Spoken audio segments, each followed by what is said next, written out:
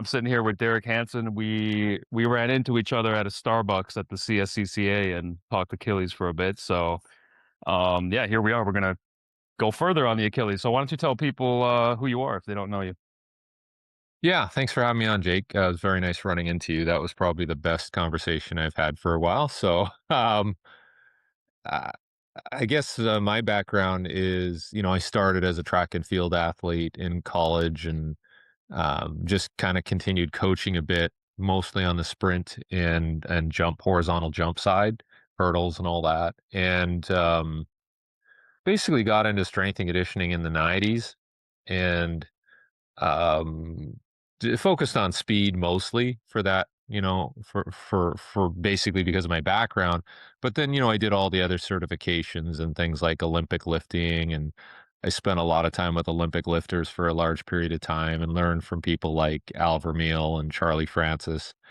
Um, and then I was working with different national teams in Canada, and then worked at a university in Canada for quite a while, but also got into working with pro teams and more international based teams over the last, I would say, 15 years. And so that's my area of focus now, the consulting piece, teaching staff, producing my own courses and online stuff during COVID. And basically got very interested in tracking injuries and just going, okay, what patterns are we seeing? How can we relate that back to training or environment, or anything to give an idea of how we can possibly prevent this stuff from happening. And I said, I think I posted something the other day where I said, the best ability seems to be nowadays is availability. So if you're a basketball person, there's, lots of basketball players that are out for the playoffs.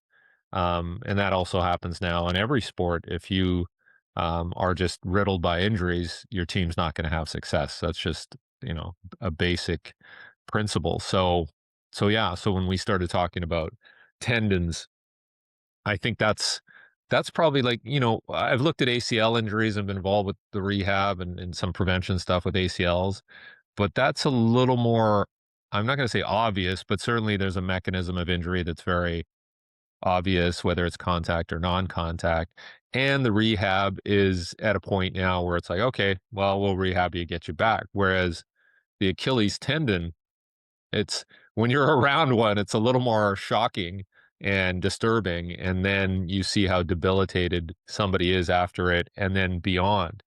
And I haven't looked at the stats lately, but it's, 50-50 if you're gonna come back, maybe even less.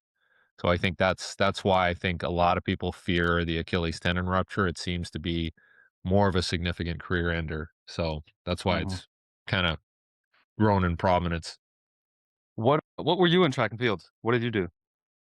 Mostly like short sprints and long jump and triple jump, right? So I did have, I will say that in college, I did have a lot of like patellar tendonitis issues, right? And, that kind of bothered me too, because, you go to the athletic trainer and they like give you an ice cup and they like ice it, and, um, and then they would just say like, "Hey, just stop training for a while." So I never thought that was a very satisfying, solution. So maybe that kind of, spurred me on to find out, hey, there must be better ways. But yeah, that's something I always dealt with, and you're just like, okay, well, you know, that's part of the business of long jump and triple jump and jumping, right? Plyometrics. Yeah. Yeah. Yeah, that seemed to be, I mean, even for me, you that was way back in the day, just ice and rest, but even for me in the 2000s, that was still what I was given, and it did not work, for the jumper's knee. You were telling me that these Achilles ruptures in track and field, that back in the day, you were never seeing these, and now people are getting them. Yeah. No, I can honestly say, and maybe I'm not covering the entire globe here, but um, I competed as a long jump, triple jumper. I competed with high jumpers, and there was a lot of ballistic training in those groups, right? And you might see, like I said, patellar tendonitis, maybe foot and ankle stuff. shin splints and all that, but I had never seen an Achilles tendon rupture or heard about one. The only one I'd ever heard about from a track and field athlete was in the late 90s was Donovan Bailey was playing basketball and running backwards and snapped his Achilles tendon. But other than that, notable ones, phew, um, I had heard of a thrower doing plyos in the 80s and doing like a patellar tendon rupture or a quad tendon rupture, but I think it was very rare for you to hear of that type of injury, career ending in that regard. So yeah, it's a little shocking now that it seems a little more commonplace in track and field circles. Like I'm helping a 100-meter runner recover from one and do his rehab. And he was a sub 10 100-meter guy. And we see the world record holder in the triple jump, women's triple jump is out of the Olympics, a long jumper from the UK, a number of high jumpers. I think they're both heptathletes who've had it, one Canadian who's had multiple Achilles tendon ruptures. So, I'm just thinking, well, what's in the water, right? What's going on here? This is not normal. So, and there's been changes in shoe technology and track technology, but I don't know, has there been much change in training technology?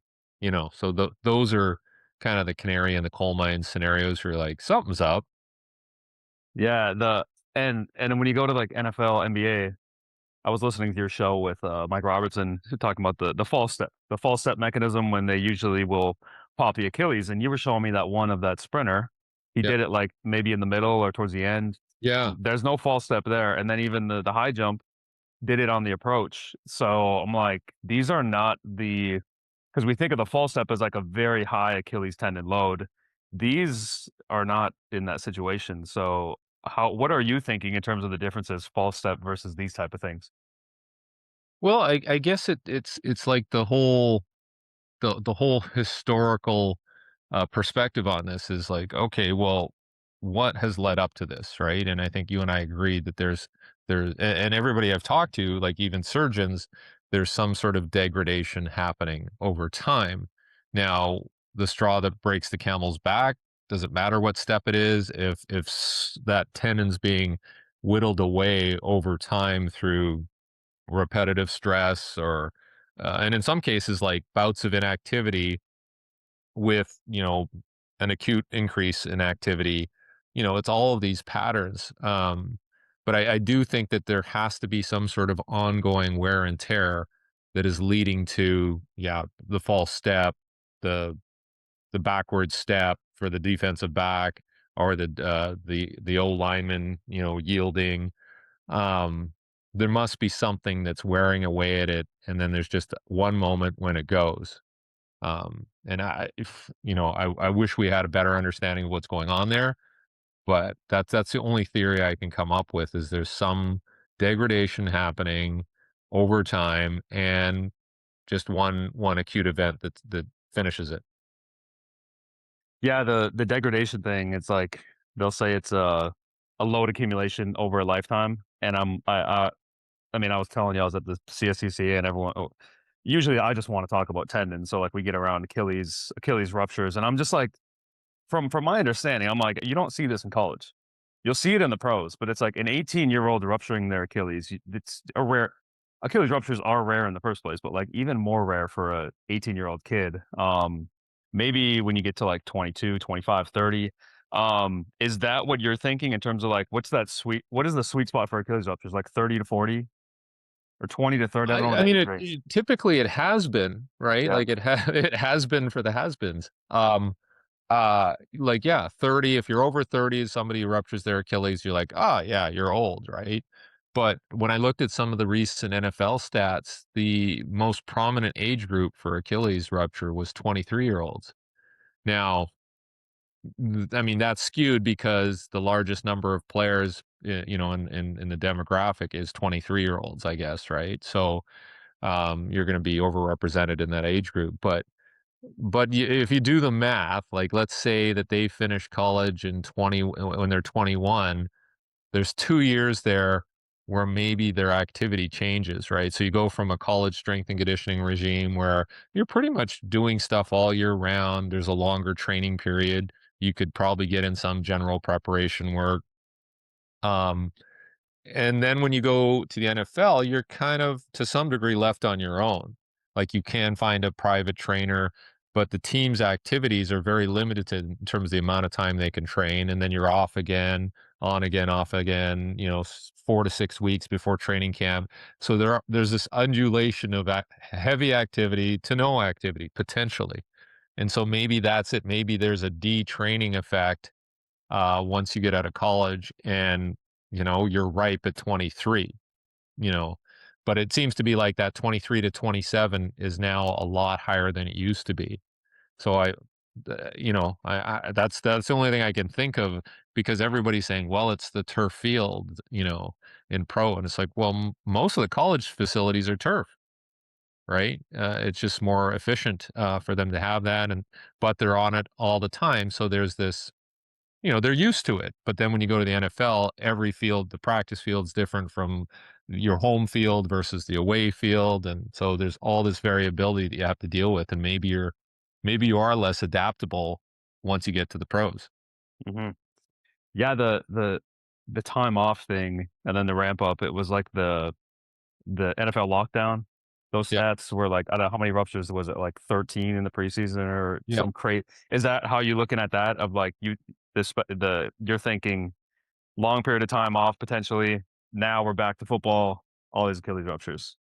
Yeah, yeah, and it could have something to do with the composition of the tendon. Like, some of the studies that you had, or there was a couple of presentations that I watched that you had posted, and there was one, I can't remember the presenters, but two highly regarded researchers, and they were talking about that within, I think it was like 2 to 3 weeks, if you immobilize a joint, that tendon will start to degrade, like the cells will die because you're not putting any stress through it. So I'm like, oh, geez, that's scary. Um, so I think, information like that makes you wonder, like, okay, if somebody does take completely 2 weeks off, or 3 weeks off and just wants to, because it's tough. It's tough being a pro athlete, right? Like, you're training, you're traveling, and you get time off. You're like, I'm going to take as much time off as, because I have to get back into this, right? And that's my life. So I think that's part of it, where complete rest may be a detriment, and maybe there should be some sort of active rest as part of that transition period. So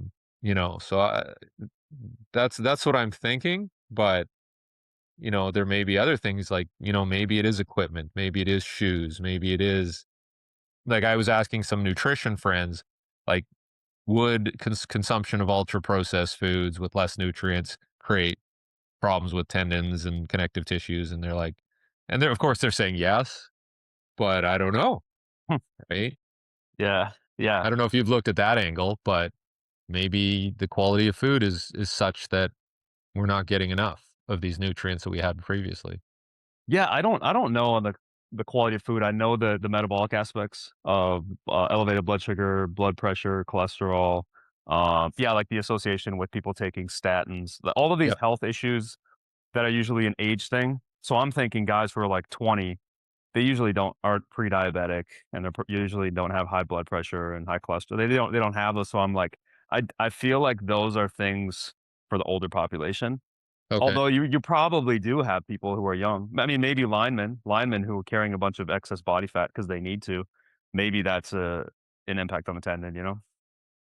Yeah. Yeah. So, maybe there is some synergy and sort of accumulation of all of these different factors that are contributing to it. But the biggest one for me is going to be this chronic acute workload balance that's just all over the map. And there's just not, because like you said, the college scenario doesn't seem to be as dire, right? Like, I've heard of a few here and there.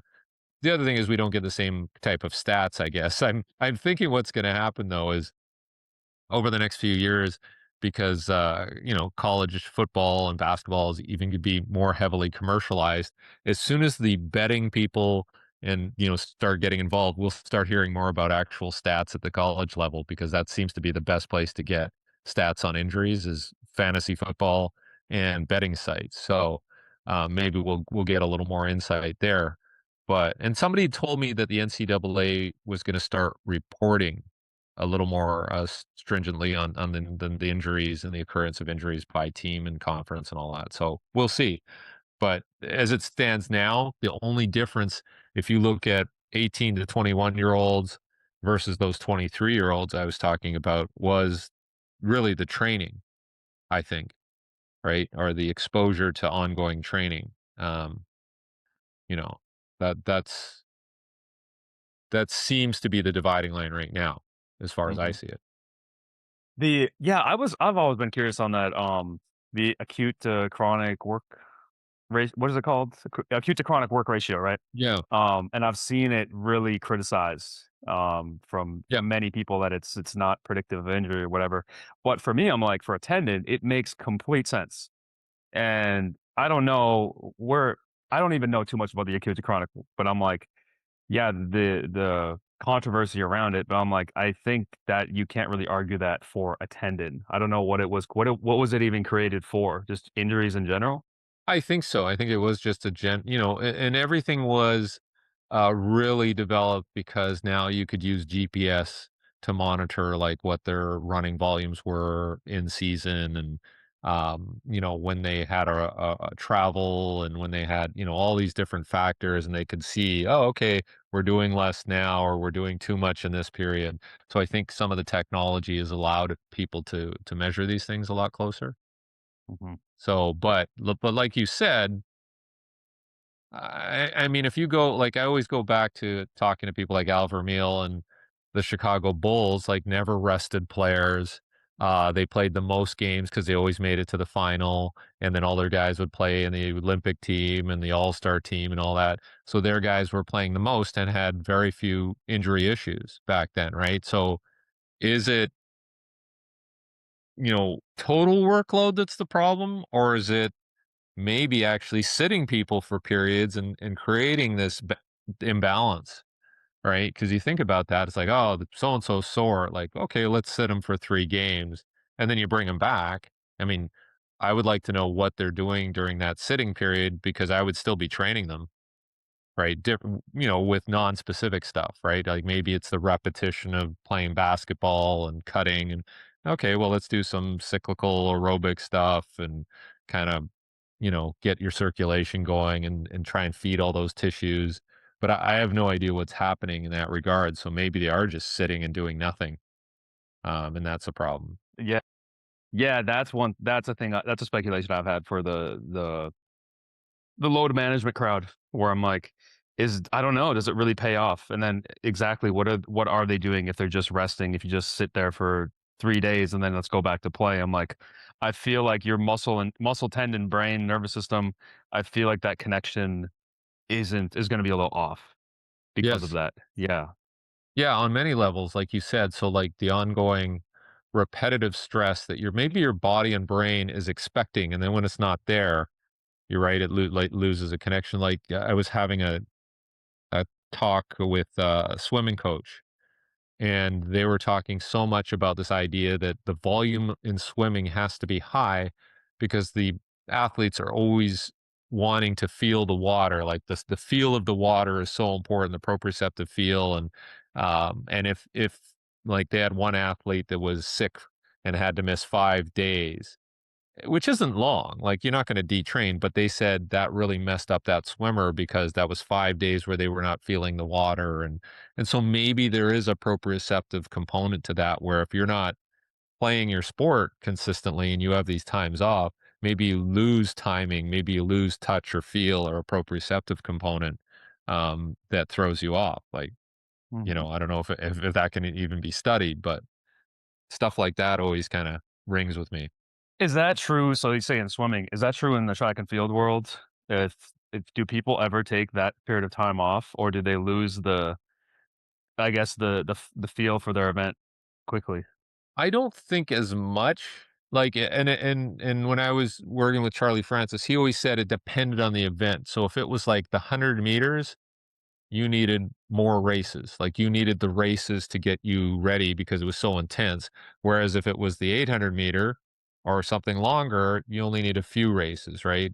Because I guess to some degree, the longer the race, the more you can kind of figure it out and work your way through it, and you can have a few errors and strides. But if you have one bad stride in the 100, you're done, right? So perhaps for those shorter explosive events, maybe, um, but definitely not the same as swimming, from what I gather. Right? The only other sport, there were a couple of sports, like I'd worked with speed skating, and a lot of the athletes referred to that as like having a feel for the ice and the corners. So if they missed a few workouts, that would mess them up. And then the only other crowd would be like boxers.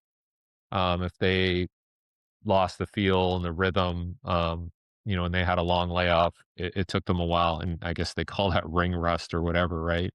So I think there are certain sports where there is a feel component, which probably can't be quantified. Um, but I don't know. Maybe that's the case for a quarterback in football, maybe basketball players, and having a feel for their shot, or I don't know. It's certainly interesting. Yeah, maybe that goes on this whole back when I think when Rogers tore his, Achilles, you could go in the comment section and everyone's I don't know. Well, they've said that field is bad. What field? The New York Jets field? A lot of people Yeah, the said. MetLife field. Yeah, there's been a lot of criticism on that f I don't yeah, what are your thoughts on that? I I don't know. Like I would say that some of these fields are, and again, you'd have to walk the entire field, but some of them are pretty uniform. Like especially the synthetic fields would probably be more uniform than some of the natural grass ones, right? Which you can have, depending on what activity occurred before the game, if they had a concert or a monster truck rally or whatever, you're going to have inconsistencies in the field. So I don't know. I've heard different things about the MetLife field in terms of there's differences in over the entire, like in the end zones versus the middle of the field. So I don't know. I mean, that's a tough one. I do know that he had some time off because of a calf strain earlier in the off season. So maybe there was some time where he wasn't loading that leg, and was kind of guarding, against, putting too much stress on it. And then when he actually had to put stress on it, when that guy was on top of him, maybe it was weakened. Who knows? Yeah. But I mean, like I help out and volunteer with with a high school football program here, and I shoot video of the games, and these are high school kids, right? So it's not the same, but you should see some of the positions they get tackled in, and you see the ankle, flexing and stuff. And I shoot it at 120 frames per second, so I'm slow mowing. I'm going, oh, geez, I'm surprised nobody got hurt there. But the kids are just more resilient, I guess, right? More pliable, or whatever the word is. And so maybe, up the chain when you get older, you just don't have that same mobility, flexibility, and durability. Um, so I don't know. It's you'd really, with all of these cases, I would think you'd have to look into the history, and maybe there was some precursor, right? Maybe something led up to it, whether it's like we talked about the chronic training stress, or like sometimes I always look at when you see somebody had tore an Achilles, you go, okay, let's go back and see what the previous injuries were. And it might have been an ACL on the opposite side, or a previous Achilles or something. It's never like this guy's had a clean history and then he tore his Achilles. There's probably something in the kinetic chain that has created a disruption. Mhm. I don't know if you've seen that. Yeah, yeah, that probably yeah, probably most cases. And then also you add in if people are older, it's like they've definitely had an injury history just by playing for so long. The whole grass and turf thing, so that's not there is not more Achilles ruptures on grass or turf. Is it pretty 50-50? I would say it is, like, some years a little more on the grass, maybe some years a little more on the turf, but I would say that's not the deciding factor. And I think there's more now in the NFL, there's more turf fields. Like, they're starting, even though there's this outcry against, turf. I think Tennessee replaced their grass field with turf recently, and because the people are complaining about the grass field, like, "Oh, it's too inconsistent, it's torn up, whatever." Um so I don't think that's a decisive factor. And if you've been on any of these fields, like some of the grass fields I've been on, like I've been on Arrowheads, grass and messed around on it, and it feels like turf. Like it doesn't move, and it's listed as a grass field. So some of these fields have, synthetic fibers underneath to hold the root system together, so they could be hybridized. But some of them are just like, Frankenstein grass, right? Like it's not real. It's not like grass that you would plant in your backyard. So there's a lot going on, and then the fields in Arizona and Vegas are the rollout ones, where it's actual natural grass that they grow outside and roll in. But they've had to make sure those are a little more durable as well, because I think in the previous Super Bowl in Arizona there was a lot of slipping on the grass there, and players were complaining about that. So nobody likes to slip, but would you rather slip or would you rather catch and tear? So, eh, the fields are all different. So I think maybe that's part of it. Like if you, um, like I remember, there was some athletes I was working with, and they had to play football on I think it was like a dual baseball field, football field. So a couple of kids, got injured when they went from like grass to the base paths, like the dirt, because it would change in consistency so quickly, and their bodies couldn't sort of process that. So maybe there's something to do with like the switching between surfaces, all the time, because I know the practice fields are typically grass. Like the players all insist we want to practice on grass. Even in some cases, even when the weather's worse outside, they would rather be outside than on the indoor facility where it's turf, because it makes them sore. Now, if it makes you sore, does it necessarily mean it's going to injure you? I don't know. But I know that's a factor. So you're on grass, grass, grass, and then we have to go play at MetLife.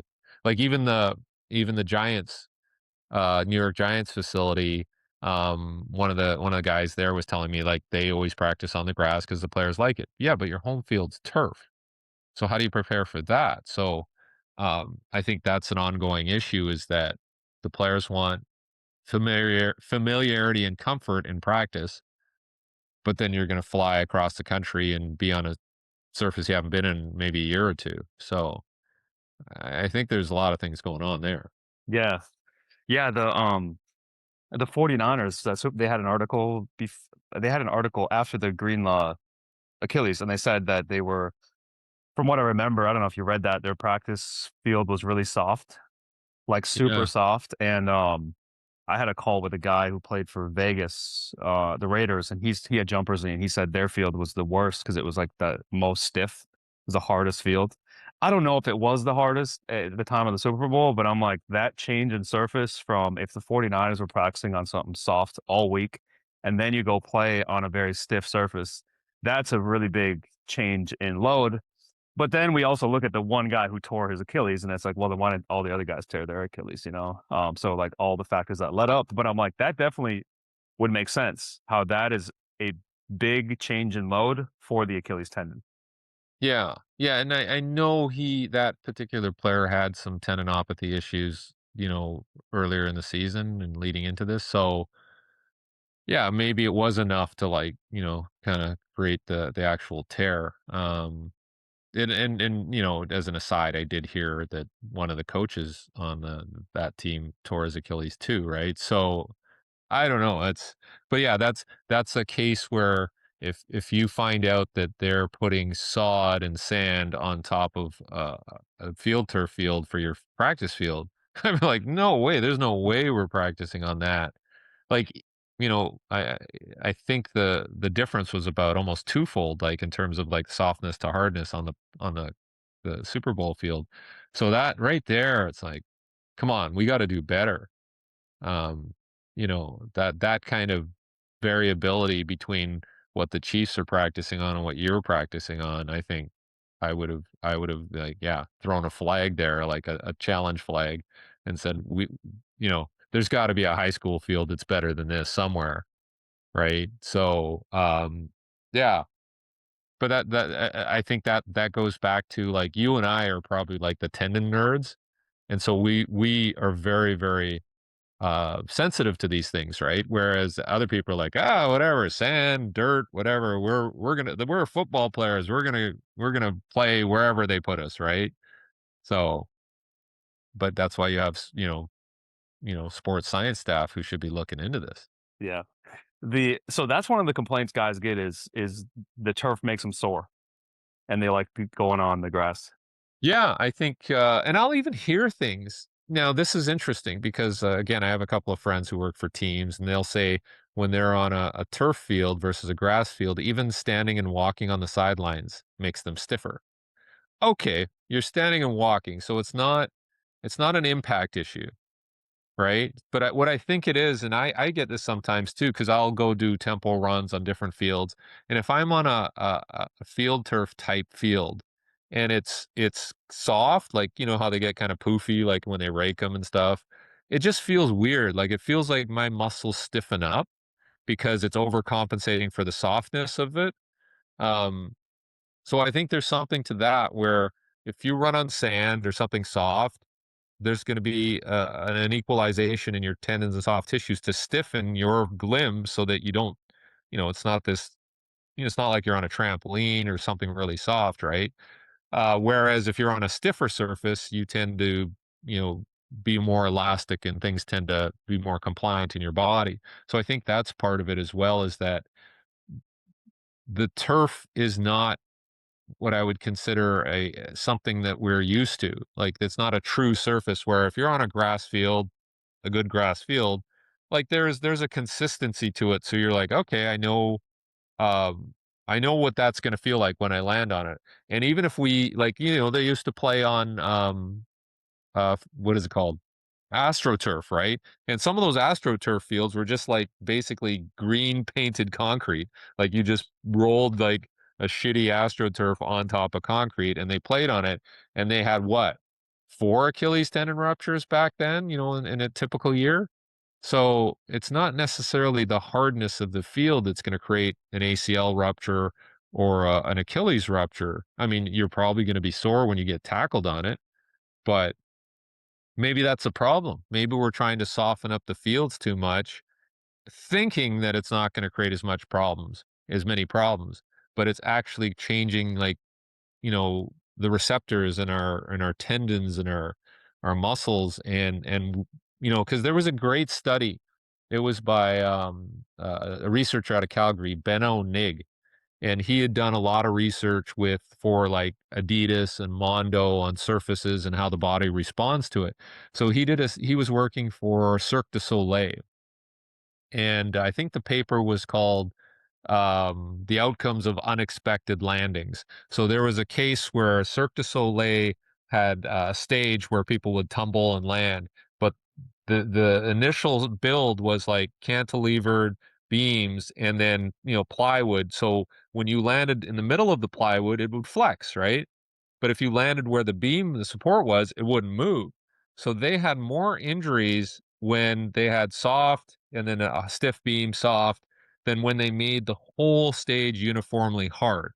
So if the actor or the stunt person knew that it was going to be a hard landing, they could prepare for it. But if it was soft, hard, they wouldn't know how to land, so they would get injured. Does that make sense? Yeah. Right? So I think maybe that is it. Maybe like the field, if we knew that we're playing football on concrete, we'd have less injuries. Or if we knew we're on sand, but if you have this mixture of dense spots versus soft spots versus, and your body's like, what the hell are we playing on today? And I think I think it was George Kittle. I think he said, I just want to play on the same field every week. Like, I just want to know what's the same. And I think that was the smartest comment I heard from an NFL player because I think he gets it. He understands, like, hey, we're on this different field in like Cleveland, and it feels way different than what we practiced on, and my footing seems uncertain. So then that becomes a brain issue. Like, well, how much force do I put? How do I land? And I think that's probably more of a problem than is the field turf or grass, Hmm. Yeah. right? Yeah. That makes a whole lot of sense. I get it. The pain and the rupture are like it seem like a bit different mechanism, but I guess also the same. Like I'll get it from dunking. If I dunk on if I'm on concrete and I'm used to it, I build myself up to get used to it. I think I'm pretty Yeah. good, but if I go from like LA Fitness, which is a pretty bouncy, good court for many months, and then one day I'm like, I'm gonna go dunk on concrete. I'm pretty confident my knee's gonna blow up the next day, and I'm gonna have pain for Yeah. like a few days or maybe a few weeks.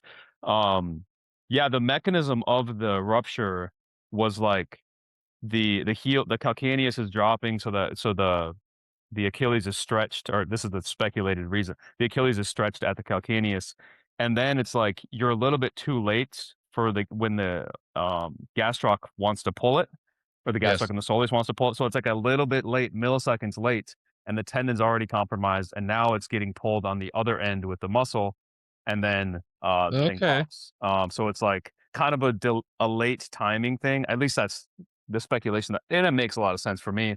Yeah. Timing is just a little bit off, and the tendon's already compromised because it's getting pulled at the calcaneus, and now you're pulling at it at the muscle end, and it's like it just the strain is too much and it pops. And it's like if you keep changing surfaces, I would think the timing of the muscle, you wouldn't be good.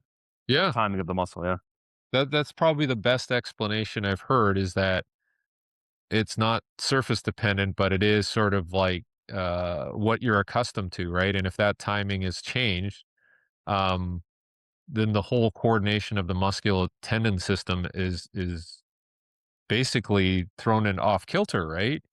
And then it becomes an unexpected surface or unexpected landing, and your body doesn't know how to manage it, right? That seems to be the best explanation right now. Like it's like if somebody messed with your traction control on your car, right? And it was not calibrated properly.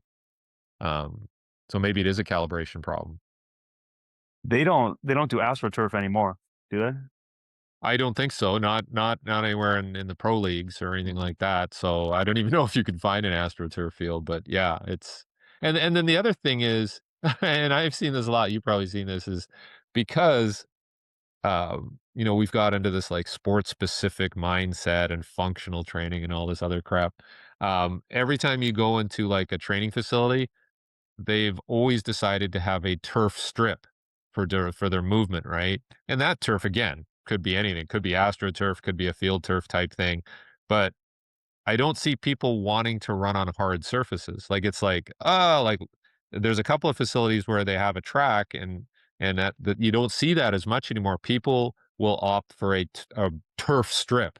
So all their running is on turf and that's the only surface they're used to. Whereas maybe it's okay to play on a hard surface or practice on a hard surface once in a while, right?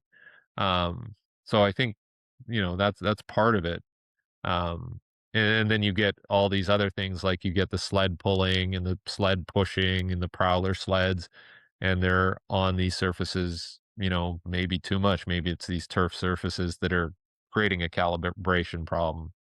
But yeah, I think I'm hypersensitive to it now, probably just for my own self-preservation. Like I'm very careful about like what surfaces I run on and what shoes I wear and make sure I have a proper warm up, and, yeah, I just don't wanna be that guy, right? Yeah. Yeah, I've heard a couple stories of actually. You have much experience in with hockey. Have you seen any Achilles ruptures, guys, like NHL guys? I mean, I don't think it's ever happened when they're playing, but it's like in the off season, jumping into plyos, sprints. Yeah, Uh, yeah, I've definitely heard of a bunch, right? But it is the dry land, right? So if you're in a skate for most of the year, um, and the biomechanics of skating are somewhat similar to running, but certainly the idea is not to land like on your toe and then clunk down. They're trying to land flush with that blade so they get traction right away. So that means there's not that heel drop, right? Like it's uniform, they push off. But I think when they transition to dry land and they do sprinting and jumping and stuff like that, now there is that stretch that they're not accustomed to. So I think that's where they're not tearing Achilles in on the ice or in a game or in a practice. They're doing it in dry land scenarios where they're unaccustomed to that yeah, action. yeah. I heard one. It was even a guy was doing a wall drill, like they put your hands on the Yep. wall and you do the switches, um, which is like seems pretty harmless. I heard a a story. A hockey guy did it doing that Yeah. on the back leg, which I'm like, that's a harmless thing, but it makes a whole lot of sense. If you have not done any of that because you've been skating, and now we're going to take you and do these plyos, that's a stress your Achilles has not had for potentially many months, and yeah, it could pop. Yeah, and maybe again, I hadn't heard about this like 20 years ago, 30 years ago with the hockey population. So I don't know. I don't know. Maybe it is that there aren't these smooth transitions between like, off ice or on ice to off ice. Um, but yeah, it still seems like there's something else. Like and I don't know if you've heard these. Like I have people telling me about, well, it's the 5G in the phone, and it's the radiation that's in the air, and the wireless this and that, and I'm like, I hope it isn't, but you know, can we refute that? I don't know. Have you heard any theories like that? Yeah, I mean, if we're gonna go down that road, it's like there's a thousand things we could say then with the environment, and I mean, even with the genetic there's many genetic abnormalities with the extracellular matrix, like the collagen and Yep. the interprossecular matrix and stuff like that. And I'm like, it seems to me that a lot of those don't manifest in the tendons with tendon ruptures or tendinopathies, but they'll manifest in some other thing beforehand. But it probably is a loading thing. It's like if you don't load your Achilles highly, you're probably not going to get an Achilles tendinopathy or Achilles tendon rupture. So it's like if the 5G is the issue, a lot of people won't be getting Achilles pain unless they load. Like the load Yep. is always the thing that has to be in there. The you were before talking about the yeah, I guess the dry land hockey, whatever it is, Yeah. but the sprinting with like the against a sled prowler stuff like that. Um, what do you make of that in terms of like Achilles stress? Too much, good, bad, harmless. Where do you stand with like Well, training something like that? Yeah. we had talked a bit about this in Fort Worth, and I think it does come down to the mechanics and in what you explained with the timing issue. I think that's an issue where there's nothing wrong with doing sled pulls or pushes or anything like that. Like, let's get that out of the way. But if the load is excessive or highly variable, and then you're getting these differences, so when the toe hits, if there's excessive heel drop, so you see people collapsing because the load's excessive or there's too much fatigue or they just can't handle it, then there's going to be stress in that Achilles tendon, that stretch that you were talking about. So I think if you're having people do these activities, you have to, get the camera on them or look with your eye. And is that what's happening when they hit the surface and then they push off? Is it collapsing when they push off? Then that's probably going to create that wear and tear you were talking about. But I don't know if people are looking at it at that sort of micro level and going, okay, what is that athlete's response to that load? Right? So I might have a 220-pound linebacker who's really strong and he looks good, and then we have somebody who's like not as strong doing the same load, pulling the same sled, and they're collapsing, and you can see mechanically it's just not working out for them. Um, that's where you're going to go like, wait a minute, we have to change the load for you. Let's dial it down a bit and make sure that you can make those ground contacts without that heel drop where you're constantly stretching and wearing away at that Achilles tendon. So I think that's pretty important because there were, I showed you a couple of videos, and there was a case where it was an excessive load, and you could tell that the heel was dropping and that there was going to be some potential problems, right? That ultimately led to an injury. So I think it's so easy right now for people to say like, hey, let's do sled pulls, and they see the kids or the athletes struggling, and they're like, ah, this is good resistance work, right? And I think you have to just be careful. There's nothing wrong with doing your strength work, on a platform or in a cage and, getting strength out of that, because you're not going to compromise that Achilles as much as if you're pushing a heavy sled and getting into these steep angles where you're going to get that stretch on the Achilles that could be detrimental. So I think the mechanics do matter under these circumstances. Mhm. Yeah, I could be wrong on this, but it makes me think I'm kind of creating in my head these if you're just doing a like a body weight sprint, you'll see this good like Um, if someone's accelerating, like the knee, the shin angle is like going down, they push out of it, run nice and clean. But we get on something. I'm thinking of if you're trying to move something that's like pretty immovable, a lot of people, it seems like they'll kind of stand on the inside of their calcaneus. So it's like you're not even loading. It's almost like that hockey example. You're not even loading the Achilles in that manner, but it's like you're kind of resting on the bone and you're just getting like a really good, I guess, push with probably the proximal muscles. Yeah. And I look at the sled as like this weird middle ground of like, if it's super heavy, if the sled is super heavy, it's Yep. like, do I get into a sprinter position or do I just like muscle it up and just kind of like not load my Achilles? And it's like, yeah, it's a weird thing. I feel like if the sled is very light, you could just do like a very natural sprint. But if Yes. it's super heavy, it's like, yeah, if you're trying to jerk it and move it like that, I'm like, maybe that's pulling on the Achilles quite a bit versus if you know it's super heavy and you're going to move slow, I think you're probably safer because you're not in a Yeah. sprinter position. Yeah. Yeah. It's making that distinction, I think, between, are we gonna turn this into like a, sort of a locomotive strength exercise versus like a heavy sled sprint? And I think, I think you draw a dividing line and say, this is the mechanics that we're doing for heavy loads, and this is the desired mechanics for sprinting, but they're separate, right? Hmm. I don't think, if anything comes of this conversation between you and me, I hope it's people start looking at those scenarios a little more carefully. Yeah. Yeah. And it's like, I had never actually seen a rupture on those things until you kind of showed me a video. Yeah. But yeah, I didn't know that, was a thing. But it's like, I mean, it kind of makes sense if you're trying to, if you have a compromised Achilles in the first place and you're doing that type of stuff. That's why if I think it's a young kid, they'll say that healthy tendons won't rupture. So I'm like, if you got a 14-year-old kid, they probably, maybe they have severs heel, which is a different story. But it's like they probably have a pretty healthy Achilles. You can probably throw a lot of quote unquote unnecessary, unhealthy loads and they can probably get along just fine. But you start to do it to these 30, 40-year olds, it's like, maybe that's not the smartest. Yeah. Yeah, and I'll be honest, like a lot of, a good number of people sent me videos over the past couple years of resisted sprinting Achilles ruptures, right? But it's not something that people are publicly advertising, like, "Hey, look what I did."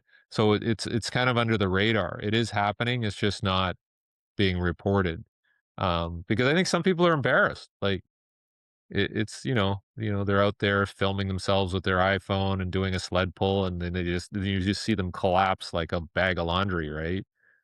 It's not something you wanna show off. So, you know, uh, at least let's create some awareness around that this is a potential issue, and even that kid who's resilient and has a healthy tendon, if you're doing a lot of sled work with that kid, what's gonna happen 5 years from now? Is that wear and tear that you talked about going to come back to haunt him? Yeah. Yeah. So back when I think I was looking at your infographics on Instagram of the Achilles ruptures, and I was trying to Google like in the past, the reporting in the past. Do you feel like the reporting back in like the, I don't know, 90s, 2000s, is that something you thought where you're like, do you think there was Achilles ruptures that kind of weren't reported? I mean, it's possible. I think it could be possible, like, they might just be counting in season, like Hmm. regular season, postseason type competition related stuff. Whereas now we get everything. Like if the guy's at 24-hour fitness and ruptures his Achilles, somebody has it on a phone, right? So most of the stuff that I'm capturing when I go through and figure out the stats, I'm looking year long, and yeah, the guy who's training on his own, you'll hear about it. And if it happens in off season training or training camp, you're you're more likely to hear about it, whereas maybe 20, 30 years ago, we didn't, right? Those off-season scenarios. So maybe there's some underreporting, but even on the in-season side, there's a lot more now than there were. So Hmm. The you were one thing I've never had an answer for is the shoes. Because people ask me what do I think about the differences in shoes, or there's like this push for the wide toe box type shoes now for foot health and everything. Yeah, what do you think? Is there an impact of shoes on Achilles ruptures? I think so. I think so. I think because they're trying to make a lot of these competition shoes very stiff.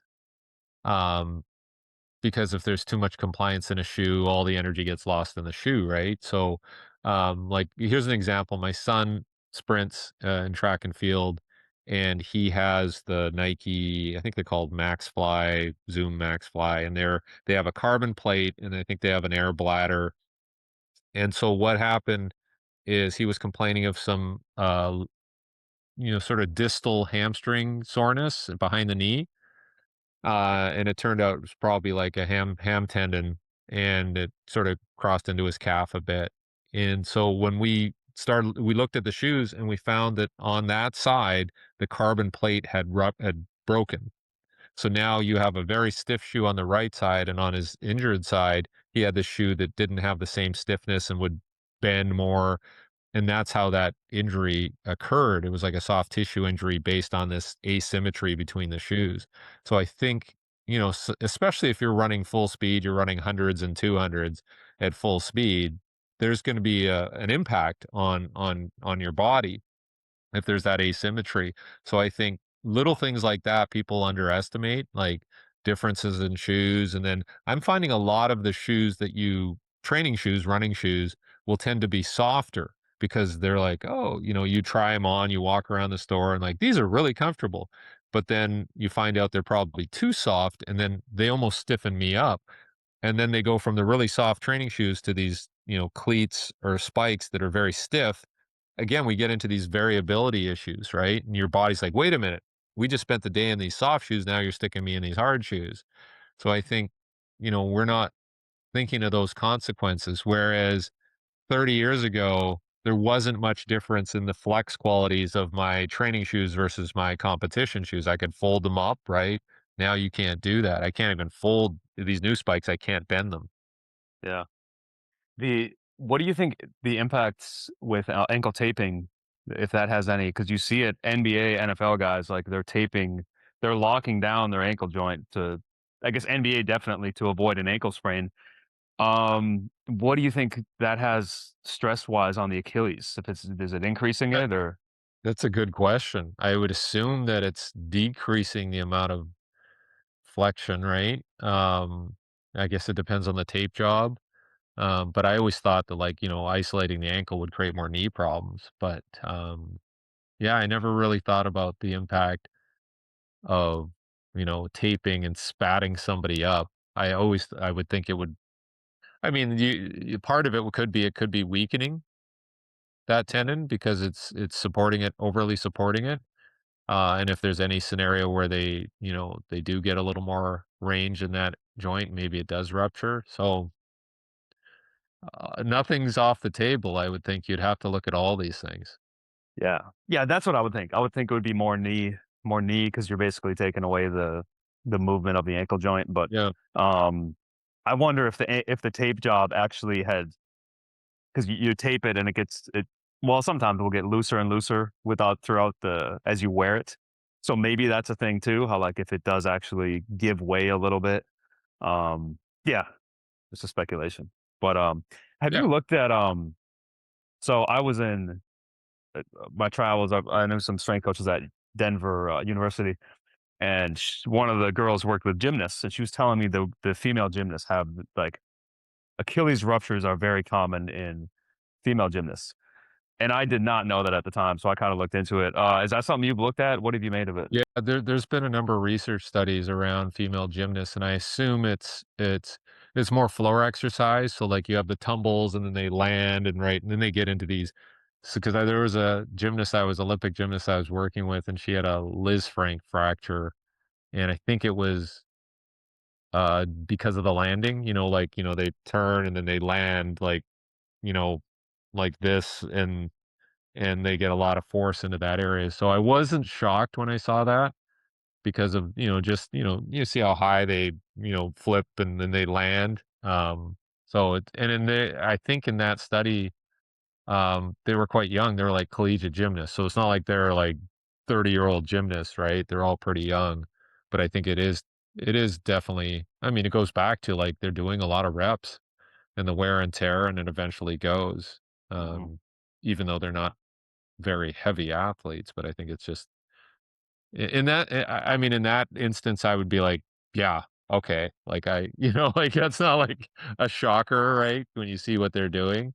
Um, but they also have the other consideration is if you've ever been on a sprung gymnastics floor, I mean, it changes the timing, like, because the run up for the, vault is on a stiffer surface, right? And they have all these different surfaces they're on because they have a sprung floor. Like, when I was triple jumping and long jumping, we would always go and do training sessions in the gymnastics room, and, that was that messed with our I would say our nervous system because they had a trampoline in there and you're like, "Oh, well, let's go mess around on the trampoline." You jump on the trampoline, and then when we got onto the floor to do some bounding and plyos, my whole brain was messed up. Like, I couldn't time it, like, the timing was completely off because the trampoline had a different amortization phase, right? Because you don't the trampoline is bouncing you. You're not bouncing on a floor, right? So you stiffen up and then you wait and then you get flung by the trampoline. So when we go onto regular ground, I almost kill myself because messed up here, right? So maybe that is the missing link is this idea that we've lost that calibration or that timing, right? And that's creating the problem. Yeah. The so did you actually you worked with Charlie back in the day? Okay. Yeah. Yeah. Because you're like the guy who always basically relays a lot of the Charlie information. Was this a consideration at all? Achilles ruptures, or it was just not even a thing because they weren't happening?